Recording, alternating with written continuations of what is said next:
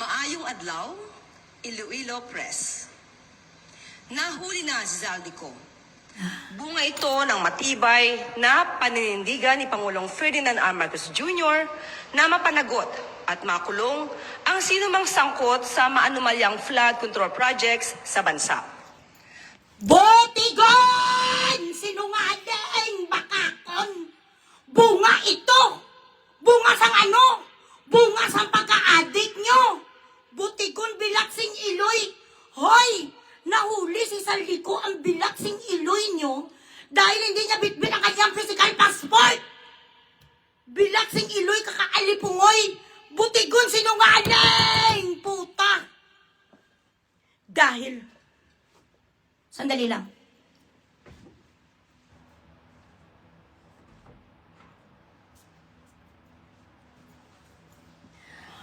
Nahuli na si Zaldica, hambal sang kaplog. Hoy, ikaw nga klase ka, no? Sa lahat bilaksing iloy nga undersecretary for press, ikaw ang pinaka-alipungoy. Ikaw ang pinaka-estupida.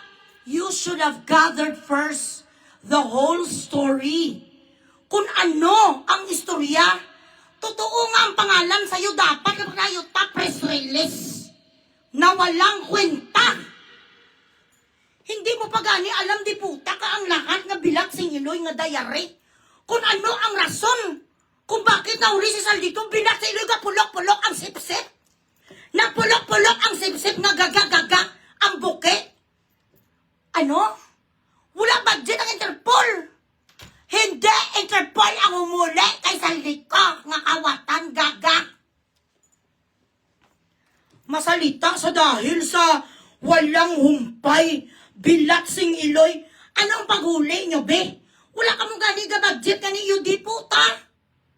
Interpol, bilaksing iloy, intergalactica. Interpol, bilaksing iloy. Kabutigon sang gaga. Napainit sa gining ulo kung you are such. Sa Pangulo, kasalukuyang nasa kustodiya na Grabe ka gadya kabutigon nga gaga kaya. Press. Nahuli na si Zaldico. Bunga ito ng matibay na paninindigan ni Pangulong Ferdinand R. Marcos Jr. na mapanagot at makulong ang sinumang sangkot sa maanumalyang flood control projects sa bansa. Ayon sa Pangulo, kasalukuyang nasa kustodiya na ng otoridad sa Czech Republic ang puganting si Zaldico matapos na pumasok sa nasabing bansa nang walang wastong dokumento. Batay sa pinakahuling ulat, hinarang si Zaldico sa German border at ibinalik sa mga otoridad sa Czech Republic kung saan siya nanggaling. Dagdag ng Pangulo, nagpapatuloy ang koordinasyon ng Pilipinas sa mga otoridad ng Czech Republic. Bilaksing iloy! Yudi puta! Ang ulihin nyo si Martin! Ang best friend ni Zaldico! Ang uuwi niya sinungaling! Kaya kayo galit na galit sa akin eh. Galit na galit kayo sa pareho ko.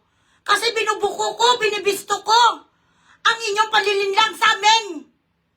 Hindi sa nahuli dahil wala sa kaukulang bilaksing iloy na dokumento, hindi niya dala ang kanyang physical passport. Dahil kung tutuusin, basta may card ka lang naman bilaksing iloy, may Portuguese, may Portugal passport siya, kung may card ka lang naman, pwede ka magpalakad-lakad kag mag-train sa buong Europe. Alam na sang lahat. Ang hindi lang nakakaalam na ang mga alipungoy nga katulad mo. Inamin na naman sa mga yudi puta nga credit grabber. Iyot! Hindi ang mga otoridad na mga binayaran nyo o mga otoridad nga mga Interpol ang nakahuli kay Zaldico. Napunta lamang siya doon sa border sang immigration at hindi ninadala ang kanilang physical passport. Naturalmente, hanapan sila ng mga taga-border. Ganun naman talaga kung dapat na ikaw ay nagbabiyahe, dalhin mo ang iyong mga pasaporte. Alipungoy! Sinungaling ang bilaksing iloy, huhulihin ang dapat panagot sa bilaksing iloy! Ang lahat yun di putang na managot sa flood control kayo. Sino yun di puta ang nagapirmahaw? Hindi ang presidente? Sino bilat sing Iloy ang nagarilis ang aton nga fiscal year yun punta nga budget? Si Saldico? Tutoy nyo lang si Saldico. Si Saldico, naka-assign na ning gunggong ning yudiputa ni nga buaya, mag-segregate yudiputa sang pinimarhan kagin approve ni Romaldes kag sang amo mo. Isa ka din. Manlilinlang ka. Sinungaling ka bilak sing Iloy mo pakunukunan. Ara na gani yudiputa sa Tacloban si Romaldes hindi nyo makuha. Iyot. Daw achievement bilak sing Iloy. Kung tutuusin sa pera na meron kayo, bilat sing Iloy, napapatay nyo na ni sa salde. Sa perang meron kayo, nalubong nyo na ni sa ang hihina pala ng inyong bilat sing Iloy nga ano. Ang hihina pala ng kanilang mga intel. Ang intel yung bilat sing Iloy, hindi alam na sa Czech Republic sa nga nakabook to sa ho. Mabuti pa ko sa inyo, alam ko nga nakabook sa ng isang taon. Ito ipakita ko sa inyo. Mabuti pang intel ko bilat sing Iloy, hindi nyo alam kung saan sa hotel. Ako gani alam ko. Kaya, sinusuka, gina ko yung ngayon sa Malacanang, guys. Ayan. Ano ko ni Manuman, sandali lang. Para hindi ko hindi mo daw giveaway, walang nagbigay sa akin ng information, no? Ayan, ha. Ang intel yung pigado, iyo. Ito ipakita ko, ha? Share the live ang inyong mga stars muna. Kagpa-Gcash nyo. Keep sharing the live kasi nag-report sila. Nire-report nila ako, may taga Singapore daw sila doon ng mga control farm. Ayan, oh. Wait. Kahirap. Ito na lang. Ayan. Ko Maylin. Ayan. 31 March 26 until 31 March 27. Guess selected, arrival, and departure. Dumating sila dito. Bilat sing Iloy, ang intel nila walang kaalam-alam pala lulo. Kung totoo nga may intel kayo, kag meron kayo doon sa Interpol, may mga usap-usapan na ni sila yan. Steady ka lang sa Europe. Siguraduhin lang natin na tayo pa rin sa sunod nga eleksyon, susunod ka na umuwi. Kapag hindi tayo manalo sa sunod nga eleksyon, papatay-patay ka na. Kita nyo ka-relax lang bilat sing Iloy kay Saldico, either pwede nila patsyon, or pwede din nga ginapa-chill-chill na nila doon. Ang isa, siyempre, grupuhanay sila sa kinawatay mo, fraternity.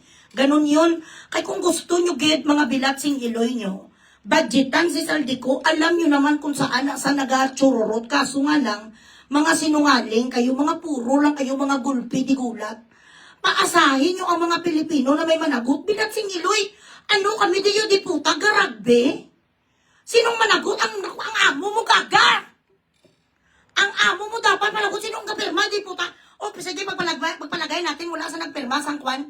Hindi siya nagpirma sang lahat nga mga nawawala sa flood control. So under his nose, he didn't know that trillions were already being stolen behind his back. Wala bilat sing Iloy sang intel sa Malacanang na nagsabi sa kanya nga si Romaldes kag itong si Salde nga kawatan may ginagawa nga kamalamalakan. Ano ang amo mo yun di puta? Ano ang amo mo si Casper? Kaluluwa na lang siya. Wala sa salita. Wala sa utak. Bobo? Is that what you're trying to tell us? Na ang kaya bilat sing Iloy nila lang nga isprekitikon yung mga mangmang bala. Hindi lahat ng Pilipino mangmang. For the sake of argument, if it is even true that he was not aware that those kinawatay or those magnanakaw and the millions and trillions of pesos has been segregated already to a lot of fucking congresswomen and congressmen na magkaroon sila bilat sing Iloy sa mali-malita. Ang amo mo, alipungoy, natutulog sa araw-araw, hindi sa nagigising. Walang may nakapagsabi sa kanya na nanakawa na tayo. What kind of a president is that? Kung hindi niya alam na putang ina may nawawala na sa ating 3 trillion. So ano nga klase nga gobyerno, if you really would want to debate, ang sinasabi mo nga panagutin ang mga magnanakaw so you didn't know? Wala bilaksing Iloy kayo sa mga spy. You did not assign anybody to be your pineapple eye, to be your CCTV in every fucking agency of the Philippines, to make sure that no one could play mini-mini or no one could fucking betray the confidence of the Filipino people. So what kind of puta of government is this? Na pwede pala kayong putang inanakawan right under your nose. Hindi lang piso-piso ha, trilyon. Hindi nyo nalaman, tigago palang presidente, kung ganun. Gaano kay mo, gasabu ka na lang araw-araw, 10 days wala ka tulog, tapos tinutulugan mo 30 days. Tapos ang nagpakita-kita lang sa mga show to, mga double body mo, body double mo. Because if you are telling us na inosente ang presidente sa nangyaring nakawan, he didn't know for all those times that money were already stolen. Ginaisa-isa na ang mga malita sa amunan ni nga dulunganay bilat sing Iloy sa bahay ni Salde. According sa 18 Marines, nagakalasik na 1 bilyones, alipungoy kayo? Anong ginagawa niyo sa Malacanang bilat sing Iloy? Nagatsupaanay ka mo? Anong ginagawa niyo sa Malacanang, Jackstone? So bali, wala ginalam. Ang amo mo ay gagagaga, magdipinsa, mangumango. You should not put your president on that kind of on that kind of predicament. Parang sinabi mo sa amin na ang iyong amo ay gago, nga tanga sa blaha. Ha? Ay, nanakawan tayo. Ay, ala, pinasok na palang ating bahay, Claire. Bakit hindi mo ito nakita, Claire? Anong ginagawa sa mga PSG dyan, Presidential Security, bilat sa Iloy? Walang nagawa ang mga taga-DPWH, di puta. Wala kayo doon, spy? Ano na lang ni bilat sa Iloy sa DBM? Wala may nagsabi sa kanya, boss, withdraw dito ng perang di puta nga saldi ko. Milyones na ditong kinukuha, boss. Wala may nagsabi sa kanya. Ay, bilat sing Iloy, grabe. Oy, Claire, when you lie properly. Hindi ka kasi marunong magdepensa sa iyong kasinungalingan. Huwag ka na lang magsabi ng kasinungalingan because you are a lousy defense lawyer. Hindi mo tinitingnan kung ano ang pwede mo i-back up dito. O sige, inisunti